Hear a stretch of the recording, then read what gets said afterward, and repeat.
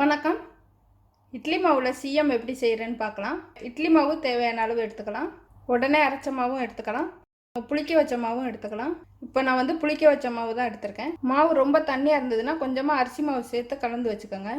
பூரணம், இதுக்கு தேவையானவை கடலைப்பருப்பு, கருப்பட்டி இல்லைன்னா நாட்டு சர்க்கரை, தேவையான அளவு தேங்காய் பூ, ஏலக்காய் தூள், சுக்குத்தூள் கொஞ்சம், கடலைப்பருப்பை நல்லா கொலைய வேக வச்சுட்டு வடிகட்டி எடுத்துக்கணும். அதுக்கப்புறம் கருப்பட்டியும் தேங்காய் பூவும் சேர்த்து கலந்து எடுத்துக்கணும். ரொம்ப இலக்கமாக இருந்ததுன்னா கடாயில் சேர்த்து நல்லா கிளறி எடுத்துக்கோங்க, கெட்டியாக வந்துடும். இதுவும் தேவையான அளவு.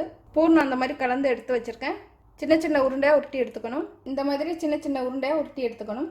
உருட்டி வச்ச உருண்டைகளை மாவில் சேர்த்துக்கலாம். ஒவ்வொரு உருண்டையாக சேர்த்து மாவில் பிரட்டி எடுத்துக்கணும்.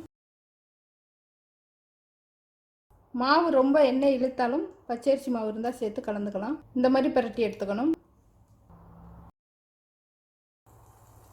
எண்ணெய் காய வச்சுட்டு ஒவ்வொரு உருண்டையை சேர்த்துக்கலாம்.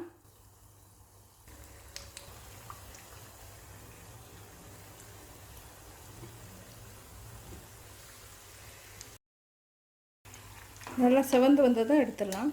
செவந்துடுச்சு, எடுத்துறேன்.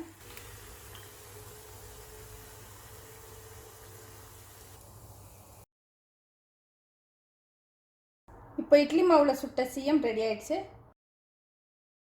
நல்லா முறுமுறுன்னு வரும்.